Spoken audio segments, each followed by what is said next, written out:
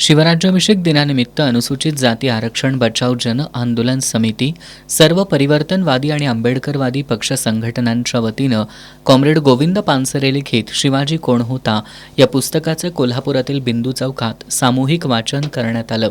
या पुस्तकातून छत्रपती शिवाजी महाराजांच्या कार्याचा चिकित्सक आणि लोकाभिमुख दृष्टिकोन समाजापर्यंत पोहोचावा, इतिहासाकडे तर्कशुद्ध आणि समतावादी नजरेतून पाहण्याची प्रेरणा मिळावी, तसंच समाजात वाढत चाललेल्या द्वेषमूलक वातावरणाला वैचारिक उत्तर मिळावं या हेतूनं याचं आयोजन करण्यात आलं होतं.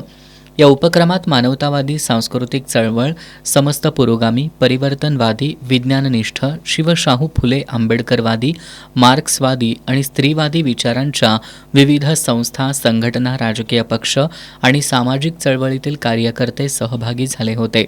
यावेळी रिपब्लिकन पक्षाचे जिल्हाध्यक्ष उत्तम कांबळे, शिवसेना ठाकरे गटाचे सहसंपर्क प्रमुख विजय देवणे, नगरसेवक दुर्वास कदम, प्रकाशक प्रशांत आंबी, सीमा पाटील, डी.जी. भास्कर, रघुनाथ कांबळे, सुखदेव बुद्ध्याळकर, अनिल म्हमाने, अंतिमा कोल्हापूरकर, गुणवंत नागटिळे, निलेश बनसोडे, डॉक्टर अनिल माने, विशाल देवकुळे, वैभव प्रधान यांच्यासह विविध पक्ष संघटनेचे पदाधिकारी, कार्यकर्ते, नागरिक उपस्थित होते.